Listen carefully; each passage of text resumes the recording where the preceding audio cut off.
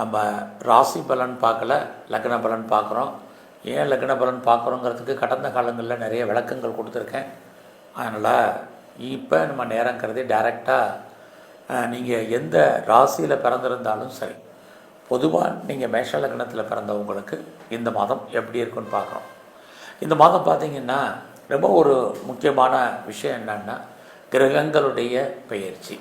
கிட்டத்தட்ட 3 கிரகங்கள் 3 வெவ்வேறு ராசியில் சஞ்சரிக்கிறாங்க. அது இல்லாமல் இந்த நவம்பர் 11 குரு வக்கரமாகிறாரு. நவம்பர் 28 சனி பகவான் வக்கர நிவர்த்தி ஆகிறாரு. இடையில் நவம்பர் 23 புத பகவான் வக்கரமாகிறாரு. இப்படி கிரகங்கள் மாறுபட்ட பலன்களை நம்ம வாழ்க்கையில் செய்கிறதுக்கு இருக்காங்க.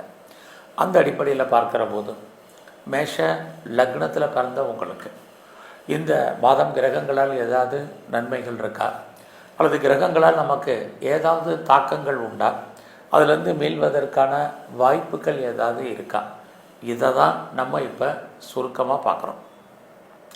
முதல்ல நம்ம வேலை வாய்ப்புகள் எப்படி இருக்குது அப்படிங்கிறத பார்ப்போம். ஸோ இந்த மாதத்தில் உங்களுடைய சர்வீஸ்க்குரியவர் புதன்.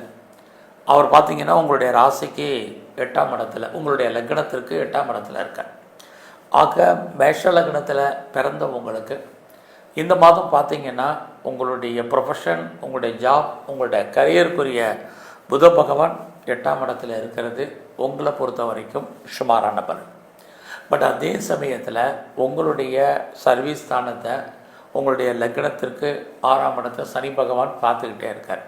அப்போ சனி பகவான் பார்க்கறதுனால என்ன பலன் அப்படின்னா, வேலை இருக்குது, ஆனாலும் வேலையில் நிறைய பிரச்சனைகள் இருக்குது. இதுதான் யதார்த்தமான உண்மை. ஸோ நான் பெர்மனண்ட் ஜாபில் இருக்கிறேன் அப்படிங்கிறவங்களுக்கும் சரி, நான் டெம்பரவரிலியாக இருக்கிறவங்களுக்கும் சரி, இந்த மாதம் உங்களுடைய கரியரில் கான்சன்ட்ரேட் பண்ணுங்கள். இது ரொம்ப முக்கியம். ஸோ நீங்கள் கவர்மெண்ட் அல்லது private or any other reputed கன்சர்னில் ஒர்க் பண்ணாலும் உங்களுடைய ப்ரொஃபஷனை பொறுத்த வரைக்கும் இந்த மாதம் ரொம்ப ரொம்ப கவனமாக இருங்க.